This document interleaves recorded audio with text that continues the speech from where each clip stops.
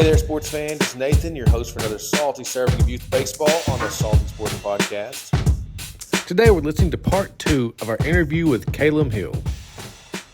You said too, Austin, in your high school practices, you got infielders and outfielders.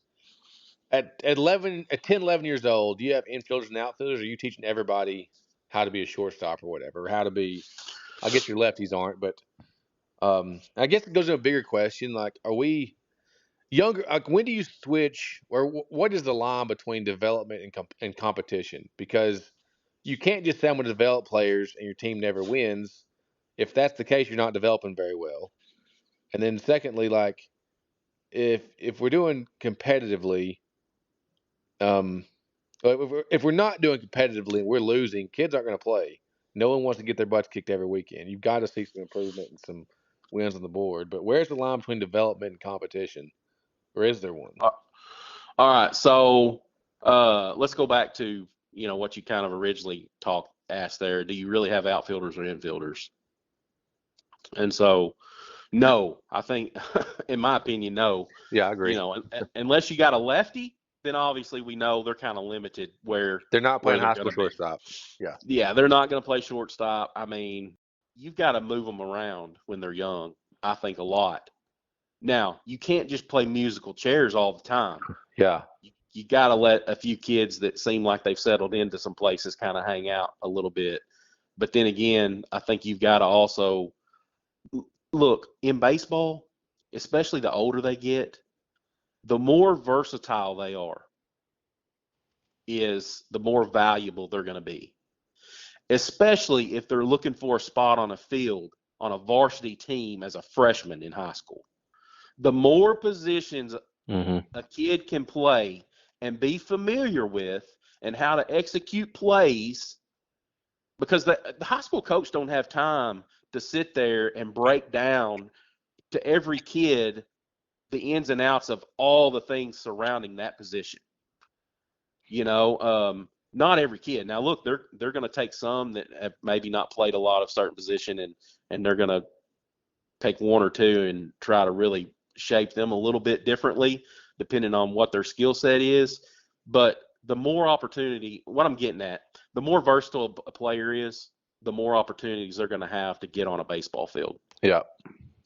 And if you're a baseball player and your varsity coach comes to you and says, hey, man, go play center field, and you've not really played a whole lot of center field, you're not going to tell your varsity coach, sorry, coach, I don't play center field. Yeah. Yep. Not if you're smart, okay? Mm-hmm. You're gonna get your glove and you're gonna jump out to center field. I tell you this, I when I got to college, I went to third base and they had two guys, one was 6'2" and one was 6'4", and I stood there as a third string third baseman, and they said pitchers over here. I ran over there with the pitchers. I thought I was a pitcher too, and I had a good freshman year, and the other two guys ended up quitting, and I was a starter, but I also pitched some too. I didn't pitch in high school. I pitched in college. But yeah, and you see that, I mean, hey, my son, for instance, a couple years ago, and he's a shorty, he's just now started to grow, like I told you earlier. But we went to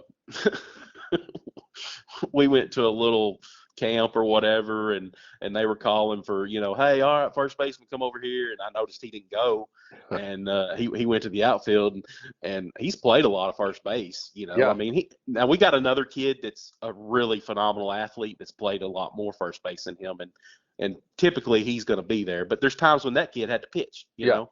Mm-hmm. And so, and Aiden was a lefty, just made sense. Hey, you put him there, he could hold the fort down, and we still had comparable people that could play outfield, and he went to outfield. And after we were going home, I said, son, what's the deal, man? And he said, Dad, did you not see all those kids lined up at first? They were a foot taller than me. Anyway, fair point. He was like, I can't catch the ball over my head that they can, He said, I just figured I'd get more reps out here in the outfield, so that's where I went. He said, plus I get to rear back and hopefully throw somebody out, so yeah. Win-win. And he really likes doing that. So anyway, it's just kind of one of those deals, man. Yeah, I'm with you. It's that's funny though that you say that, but that happens a lot. I mean, that's not That's not a rarity. What happens is these boys, when they begin to get older and expose themselves to different things, they begin to see that. Oh man, that kid's huge. Am I going to play over him? Yeah, probably not. Yeah. Not for a while anyway. Not for 3 years. If he's a junior, Yeah. one grade have you. Yeah. You might be an inch taller than him in 4 years. Yeah. You never know. Exactly. Well, what about the development and competition or competitive teams? As in, Yeah. would you rather have a team more development but you got to be competitive as well? Well, I think you can't have one without the other. Okay. I think if I'm doing my job as a coach, I'm developing players well enough that we are going to compete and be successful overall. Mm-hmm. More times than we're not. Okay, now I understand there's a few little variables that could alter that, but I think the formula is you make those two work hand in hand. You've got to do your job to develop the team you have, the players you have, and at that point, when you develop right, I think that will bear itself out to they will compete with whoever they step on the field with for the most part. Yeah. All right. And I'll be honest, I've seen it. I've seen it work because we went from elite team where I coached and took the exact same team and played tournament ball. Mm-hmm. And the first tournament we played in, I'll never forget it. I'll never forget it. We play, my team. We had some competitors, and after they got down about 15 runs, in the second game in the bracket to a pretty good team. Yeah. They figured real quick that they had some more work to do. Yeah. And it didn't take them long to figure that out at 10 years old. And so, hey man, and guess what? They got better. Yeah. They got better. They worked. They didn't get so frustrated that they quit. They worked hard. We went to work hard, and we added things, and we continued to develop and continue to develop and continue to work and continue to work, and came back. And our last year in tournament ball, we beat that same team. Now, it wasn't that same team, obviously, because some of those teams change a lot. But we beat that same team name in the semis of a tournament to get to the finals. And we beat them like 7-3. It was it felt like it was 10-0 though. You know what I mean? It's kind of one of those games.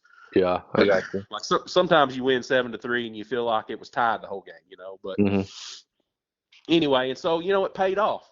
It took us 3 years to get to that point, but we got there and it paid off. The development turned into the competition. Turned into competing and winning. I see a lot of parents too, like it. Maybe they took a little longer. Maybe at 10 and 11, they want to put their kids in the travel ball, and they're just not used to it. They want to go from rec ball to travel ball, and they may be good enough, but that first few games is eye opening. Like, this is another level that I'm used to. The right fielder on this team could be the shortstop on a rec league team, and they're all that good or better. It's just like the different competition level a lot of times going from rec league to travel if you're not used to it. Now, like you said, you'll get used to it and it makes you better over time. But it's a big jump, I think. You also mentioned... and it depends on where you come from, like, look, let's be real. You're in the Benton Bryan area where you're at. There's a lot of good baseball that happens in that area. It's been well known in the state of Arkansas. There's a lot of good baseball talent in that area, and develops a lot of good baseball players. And there's other hubs, throughout the state of Arkansas too. But you talk about Benton Bryant, people think about, especially in baseball, you think about some of these really good players that have come out of that area, Yeah. And I say this about rec league. Like, I'm over the rec league there in Benton, and we've got in our 10-year-old division, it's our 10-year-old group, not counting the other ones. There are, I think, 7 travel teams out of 10-year-olds that would come to our league. So that's 70 kids. Our 70 best kids, more than likely, have left our league on a travel ball. So now what's left in the rec league, and it's great. I'm not saying, I mean, it's what it's there for. It's 50 or 60 kids, and some of them are going to be late bloomers, and some of those kids that are left, they're going to make the high school team over those 70 that are there right now. If that makes any sense. So, um, Absolutely. Yeah, that will happen. I mean, it will. yeah, But like where we're at, we just like we used to have enough teams in our little town where we had multiple teams in age groups where you would, like I talked about earlier in the cast, talking about how we would talk trash to our buddies, when we were yeah, playing them that night. Well, now there's not even enough of us to do that. We've got like two teams at the most in an age group from yeah, our community. We got to go and we play. We play the Marltons and the Pottsvilles and Dardanelles and teams like that because we had to branch out to hmm, other cities, Plummerville and Danville and just little communities like that. And what yeah, happens is, especially in these small communities, like when you take 70 from down there where you're at, you still probably got some decent players.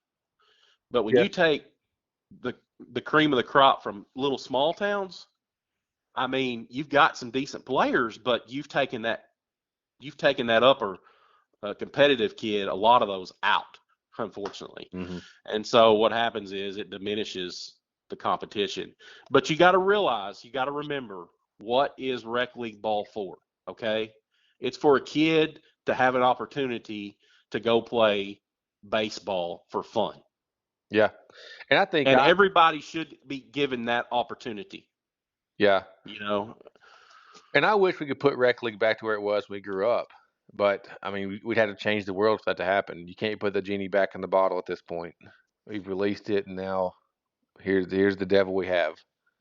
yeah, that's right. And unfortunately, I'm just as guilty as all the other parents. We have fed it, Hmm.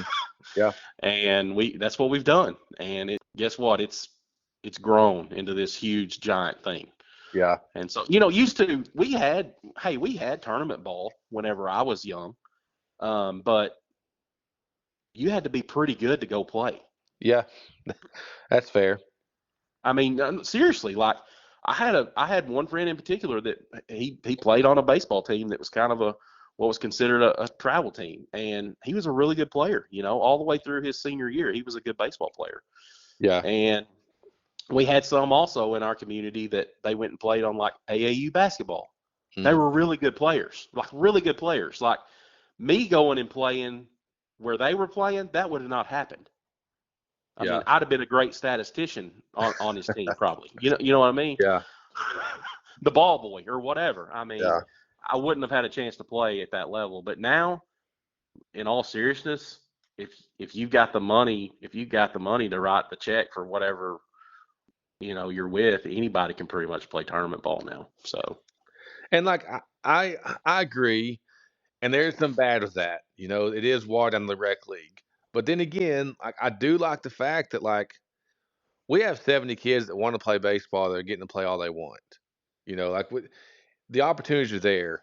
I mean, it used to in our, Benton League, for instance, we have 150 kids playing 9 and 10-year-old ball.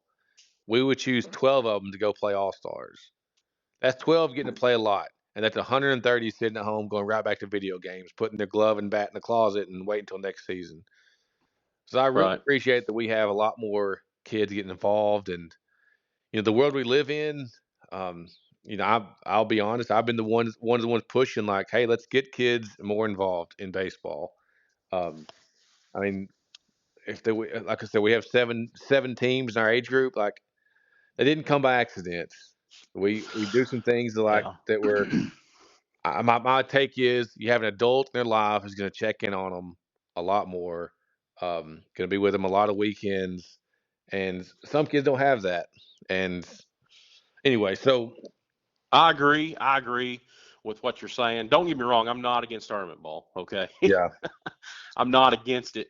But my concern with it is there's a lot of times where you like people, because mom and dad gets that checkbook out and writes sometimes a pretty expensive amount to go play. They expect results. And Yeah. I think sometimes that puts pressure on some coaches where they want to get those results. And I think sometimes, and I've seen it, I've seen it, where maybe the guy that's coaching, he knows baseball, but maybe arm care is not necessarily his Yeah. forte. And so sometimes you'll see you win a 12-year-old baseball game at the expense of, the kid's going to hurt his arm in 2 years, you know what I Yeah. mean? And Yeah. so Yeah. there is some of those things I think but I think though overall, I think coaches are a lot smarter. They're privy to a lot more information that's out there, and I feel like there's a lot more information towards that. And like, man, there's some kids that literally can throw 100 pitches when they're 12. I'm Yeah. not saying you necessarily should do that, Yeah. but there's some kids that have that capability.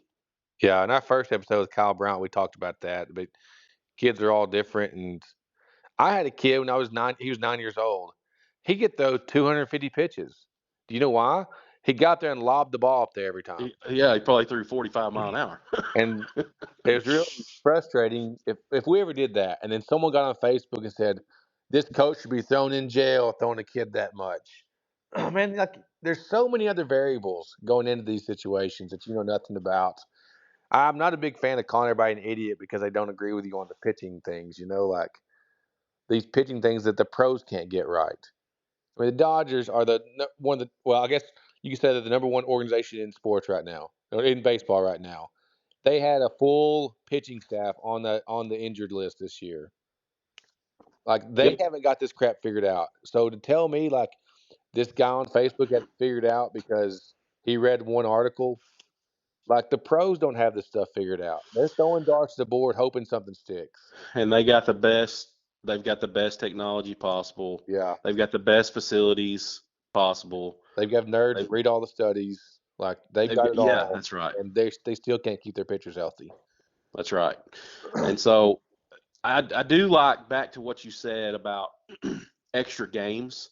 Mm-hmm. Ultimately that's why we went and played tournament ball, because with our league, we were only offered roughly 12 games. Mm-hmm. Yeah. Roughly 12 games before we went and played in district, which we had a small district. So even if you won them all, you're only guaranteed 2 games, Mm. But even if you won them all and ran through district, you're going to play like 3 or 4 games, 4 games max. Yeah. And so you're playing 15, 16 games there, and that's if you don't lose any because of weather. Yeah. And then sometimes your season is done if you don't go to state. Mm-hmm. You go to state, you're guaranteed 2 more. So you're going to play less than 20 games. And at the end of the day, we just had a bunch of boys around here that really enjoyed the game. My son was one of them. He wanted to play more baseball. And Yeah. so guess what? We played more baseball, and that's what we did to give them the opportunity. And so, I think that's the big advantage is more baseball. And look, Yeah. if you can practice all day long. Mm-hmm. You can practice as much as you want. But eventually, 1, a kid's going to get tired of practice. Yeah. 2, you cannot learn the full aspect of the game until you go play. You can't simulate game situations that well. That's right. Game scenarios, game reps is what ultimately finishes the job of development and learning to compete. Yeah. All right, moving on. If you had to start over with your kid at 6 years old, what would be your philosophy baseball wise? You're gonna walk him up through the age groups. What would he do with your 6-year-old, knowing what you know now? I think we would work on a lot more developmental stuff younger, just little things. I think we loved baseball, so we were always just ready to get out there and, play a game, or, hey, let's just go line everybody up in a position and hit it to them. We didn't focus a lot early on, some glove technique things that I think we could have worked on really well. I'm talking about all different aspects, just even throwing aspects, even catching and transition. And I think there's a lot of things like that those young boys could have grabbed onto and learned. And we were more worried about let's just get on a field and hit them some balls and let them throw it around, you know? Yeah. Um, and so, yeah, I think that was probably oversight, just thinking, you know, they're young. You know what I mean? You're just thinking, oh, they're young, you know, it's all right, man. They're having fun. But I'm going to tell you what I found, though, the more and more I learned and the more and more I was around a lot of coaches that started to influence me. And I got a lot of it from whenever I was fortunate enough to take Aiden to some different lessons and things. I learned a lot, but then I also realized I actually know a lot of this stuff. And my son he would soak it up. Like, there was times we would leave a 30-minute lesson, and we talked all the way home about that lesson, you know, like he loved it. And so just translating that, then I would take that knowledge that I would get and I would try to transfer that as much to my other coaches helping me and to the other boys. And the more and more I started to do that, a bunch of them just loved it, you know, and they ate it up and they made it a competition. You know what I mean? Like they were just competitive, and so they kind of made it a competition within themselves, even when we weren't making it a competition. And then I realized, man, dude, I should have been. They love this. Yeah. You know, we started doing some skills and drills type stuff with my son's team when they were 9. Yeah. And I actually learned it. My daughter got kind of introduced to really travel ball through my daughter. She was 3 years older than my son, and so she started playing some tournament softball. And man, I'm gonna tell you, though, the tournament softball, some of those coaches, they don't play around, man. Yeah. And I mean, I transitioned a lot of that stuff over to baseball, man. And when I did that, I mean, the boys really, really soaked it up, and it was phenomenal. And I said to myself a few times, it's like, man, I should have started this 2 years ago. You know, they might have really liked this then too. And so, anyway, that's what I would say. I would and make that stuff fun, because what that is, I kind of, unfortunately, I felt like because they were young, you know, being 5 and 6 years old, they wouldn't be interested in some of those more detailed things. But I think several of them would have. There would have been some that wouldn't have been, but I think there would have been enough of them that would have liked it, that we could have done a little more.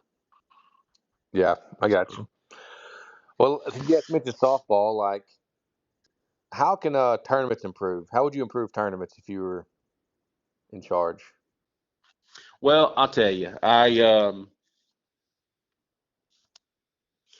me personally, and I'm probably the odd bird, but I hate playing on Sundays. I mean, I do. I hated it. That was my biggest thing about, you know, travel ball. And because, look, Sundays around my house, and now that travel ball's over, we go to church.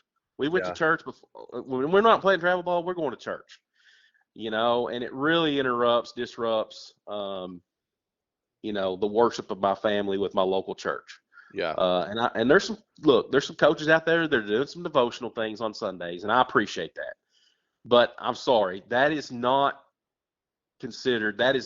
corporate worship with your local body of believers. It's just not. And so that was always my biggest deal, was it frustrated me that we had to play on Sundays. And honestly, that's probably that's what kept me out of it for a couple years. My son made a travel ball team when he was 9 years old, when he really started to soak it up. He's been a lefty his whole life and pitched since he was young. I mean, and so he's been pretty decent, above average player most of his life. And the schedule came out, and the coach sent it to me, and every tournament we were playing on Sunday. And I was like, and at that particular time, I was on staff at a church. So it wasn't like I just called my pastor, hey man, I'm gonna miss these Sundays right here. I'll miss March through June. Yeah. And you know, I know what the answer would have been to that. You know, so I actually called the place where he made the team, and I said, look, man, I apologize, but you know, my daughter's been playing tournament softball, and I didn't realize that, like, they play these every Sunday. And Yeah. he was like, yeah, that's when the tournament starts. He said, you play Saturday, pool play, and then that's when tournament starts is on Sunday. He said, now, a lot of times you'll make it to church. I said, I don't think so, man. I said, Yeah. Anyway, and he understood my predicament. He was very understanding, and hey, here's the deal. He actually gave me my money back, which was, and he wasn't really even the coach, at the, Yeah. at the deal. And so it was so it held me back for a couple of years, honestly. That's how serious it was to me. So I would do my best if I was running it. I'd do my best to start on Friday evenings. Yeah. I'd start on Friday evenings, get some games in, and I'd do what I could on Saturday to play those games. And then I'd finish it, and I wouldn't start till like a 1:30 or something like that on a Sunday. You know what I mean? Just to give folks that want to go to church, give them the opportunity to really go to their own church. I think that's what I would change personally. And I know they say they can't do that because of number of teams, but I think you just limit number of teams. So in order to do that, also, you've got a lot of different organizations that are hosting tournaments in the state. I wish those guys would get together a little bit better and communicate a little bit better and not see each other as much as competitors. Yeah. To try and get everybody signed up to come to their tournament on a certain weekend. I think there's enough teams out there. If there was a little bit better communication, I think they could all communicate a little better and say, hey, I'm hosting this tournament this weekend. Send everybody my way. You know what I mean? And next weekend you're going to host, and I'll send everybody your way. Yeah. In a perfect world, I don't know that it would exactly work, but it just makes sense to me. I wish there was more like that. And then also you wouldn't be out there and potentially get a call on Tuesday and say, hey, our tournament's not going to make, man. Yeah. We're not going to have enough teams. And so then you got to go look for another place to go all of a sudden, before they come out with brackets on Wednesday. Yeah. Exactly. So I wish there was a little more communication between a lot of those organizational figureheads. That way they would work together a little bit better to enable more opportunities for everyone. But I'd say just those couple of things. Yeah, I agree with those things. I was thinking different direction. Like I think a couple of things I do. I think a lot of tournament directors, that the perception is, they're just getting rich off all these teams. That may be true, but I also think they're probably leaving a lot of money on the table that I think could be a better experience for everybody. Like I would get 4 or 5 vendors out there, get Rawlings, get DeMarini out there, and have some booths out there selling bats, selling gloves. Have an RV out there just parked outside. You may not sell anything, sell one all summer, but you might. I feel like anytime you can draw a crowd, you can sell vendors because vendors love crowds, and so you've got the crowd. So if I can do, 10 sponsors paying me $500 for a booth to be seen by 10,000 people in that park that weekend, I think you could drive costs down with that, Yeah, I see, and look, I understand these tournament directors. Look, they've got to make money. Yeah, I know there's a lot of bull crap without that. Yeah, that's money. right. Yeah, that's right. And it's a headache. Look, people say, and I've seen the comments on the social media outlets. Look, these guys are just making money off our kids. Well, they are, but here's the deal. There's a lot of logistical things that go into putting a tournament on. Yeah. A lot of people do not realize and they do not see because they don't see behind the scenes. It's the same way for a coach when he's managing where to put little Johnny versus little Jimmy on the field. It's easy to think something different on the other side of the fence, but the guy or guys who has been around that team and around those players feel like the best place for little Jimmy and little Johnny is where they're at. Yeah. To help the team succeed, more than likely, or they wouldn't be there, And so there's just a lot of logistics behind the scenes that people don't realize, they don't see, securing these venues. I know they have to rent those venues. They got to secure, UICs. They've got to, secure umpires for all those games. They've got to facilitate all that stuff. I mean, there's just a ton of stuff that goes on behind the scenes that people aren't familiar with. And on top of that, I mean, would you really trade with them? I mean, you're going to give up every weekend of your life from March until mid-July? Like, I don't know if I'd want to do that. Like, that's a lot to give up. There's no more going to the lake for a weekend. There's no more watching my own kid for a weekend. Like, every weekend you're at the ball field putting up with everybody griping at you over stuff. Yeah, and not just that. I mean, yeah. I mean, that's a great point. Great point. All right. So I got a couple more. I'll go to this one first. We're kind of getting pretty long on time, but what do you do when players leave your team to go somewhere else? Well, how do you feel, I guess? Because, I mean, a lot of coaches going through that with, maybe they were blindsided and this kid left their team and had no clue it was coming. Well, you can look at it a couple different ways. All right, and it's going to happen if you play. It's going to happen more than likely if you coach tournament ball long enough. All right. Yeah. You can look at it two different ways, in my opinion. All right. You can look at it like, you know what? I kind of did my job because I developed that kid so well, and he worked hard enough. The times he put in a little extra work to put himself in a position where he was a desirable commodity, his skill set was to go to be cherry picked, is what I'm going to call it. Yeah. Or you can be, upset about it, obviously. And I've experienced all those things. But what I really appreciate as a coach is if that's happening, I really appreciate a parent just calling me and being honest and open and kind of just being honest and let me know what you're feeling, why you're feeling that, because it might be something that we can talk through potentially. Mm-hmm. If there's something that they don't feel like they're getting. And I would also like the opportunity to defend what I'm doing. Yeah. As their coach and what I'm trying to, the end goal I have for him versus maybe what somebody else has for him, Mm-hmm. Like for instance, we were a little different, we weren't the facility type team. And look, there's a lot of good facilities out there. Okay. There's a lot. You have a good facility. You know what I mean? Like I feel like you are doing it. You're doing your best to do it right. And so, we need more facilities like that. Unfortunately, there's a few that aren't necessarily. And here's the deal. I won't even say this. Some of the facilities are trying to do it right, and then unfortunately they get a bad apple for a coach that tries not to do it right. Yeah, that's fair. And that makes them look not as professional, I'll say, for lack of a better term. But I just wish that parents would be a little more open, have a conversation with a coach.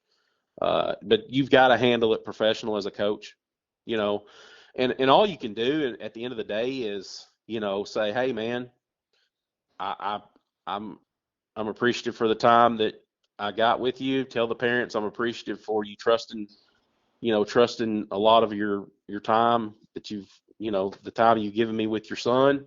And, hey, I wish you the best of luck, and I hope that you find what you're looking for. Yeah. I feel like that's kind of where you got to land at the end of the day. I don't think, you can't be – there's really nothing I don't think that calls for being ugly in a situation like that. I mean, they feel like they're doing that because they feel like they're better than their kid. Yeah. So I guess your perspective, it's where a facility is coming after your local kids. I think ours, I guess in a town like Benton, where we have multiple teams, what happens is one guy on your team will ask a few other parents what they think, and they'll all leave your team at the same time and leave you with two or three. And they just wanted to be the coach instead of you, I have 2 10-year-old teams, two different. I've got four kids. 2 of them at 10 years old left because they wanted to get fair position for the high school team. And I think back to that all the time, thinking, "What, you've got to be kidding me." No, we didn't. Wow. We didn't know at the time how silly that was. They didn't know at the time, and I think to go back, I don't know if it was a good. It was a good situation for most of them. Some of it worked out fine, but um, I don't know. Yeah, it is hard to be bitter whenever something like that happens to you, and it's happened to me a couple of times. I tell myself, "Man, I made this look so easy. Everybody else thinks they can do it too." Yeah. With our particular group at that particular time when it happened to us, we were fortunate enough that we had our group for like 3 years straight Well, that's in rare. Yeah. tournament ball. In Yeah. tournament ball, we had them for roughly 7 years straight in league ball. So, or city league ball. So, Yeah. you know what I mean? So we were kind of in a rare situation anyway. But what was crazy was, I had a ton of coaches that admired what we did and the way we did it. Because I felt like we won some games that we weren't supposed to win because our guys knew each other so well. Yeah. They had been through adversity together multiple times, and it put them in a position to succeed Yeah. because they were a lot more of a team. They had a cohesiveness that a lot of other teams didn't have, where they just had a bunch of good players. And there was times we beat teams that had better players than us, 1 through 9. Mm-hmm. But we won those games. And I felt like that was a lot of it. But what happened, unfortunately, with us, when that kind of happened to us, since we weren't like a team where we were going out having a tryout every year, it wasn't like we could just replace some of those kids, Yeah. Now, the good thing with us was it worked out really good for some of our younger ones because we had a few kids that were playing up with us so we could have enough to play. And so I felt in those two, there was basically a year and a half there where those boys actually got on some teams where they played with some coaches their age. And so, which really was a huge benefit to them because they were the dudes on those teams. You know what I mean? Actually playing their age. And so them playing with us, playing up, obviously, for 3 years of tournament ball, playing kids a year older than them, it really, really, really benefited those kids. And then, of course, the other ones that kept playing that were the same age, they did fine. They got in and rolled with another team. And but what really I guess broke my heart more than anything with some of that stuff was some of the boys never picked up and played with another team. Mm-hmm. Yeah. And so it just wasn't opportunistic enough for them and their family to go and pursue another avenue, at that. Yeah. Now they went and played, they continued to play league ball, but unfortunately when we got to the high school age level, you could tell the ones that kept playing versus the ones that on that kind of competitive level versus the ones that didn't get to play. So now I've had some people leave my team that's been a good situation. We had this last year, had a kid that played for us that he went to different schools and all the other boys, and he went to school at Bryant and wanted to try out for the Black Sox and made that team, and everybody was happy, I mean, he left on good terms. We wished him well. We'll see him this spring and want to beat him, but those situations, like, you're happy for. yeah, But like you said, if he's just out in the open, like, here's what we're doing, it, and coach says, "Hey, good luck," or "Hey, what can I do better to fix the situation?" Especially at Perryville, man. Like, if let's say you're 10 years old, you have a parent, I don't know, cuss you out. So I'm leaving. I'm going up here to play for a team out of Conway. Well, like, you can, but like, you're going to see the next 8 years at Perryville. that's right. You're going to run to the grocery store. You're going to see them at the football games, and somebody's got to look away. It's going to be you or the other person. You have to. Have to act like you don't see them, or they're going to do it to you. And so you've got to live with them the next 8 years if you're this young. That's right. And here's the deal, man. Those boys that I coached that, left for a year and a half and didn't have me as their coach necessarily, they developed. They continue to get better from the point they left me, And so, and I'm coaching several of them. I'm getting the opportunity to be, as the volunteer assistant coach there. I'm getting the opportunity to coach them again, and you know what? They still call me coach. Yeah. You know what I mean? So it's not like we don't respect each other. And honestly, I think, in my opinion, I think it's water under the bridge for both parties. I don't feel like I didn't hold a grudge.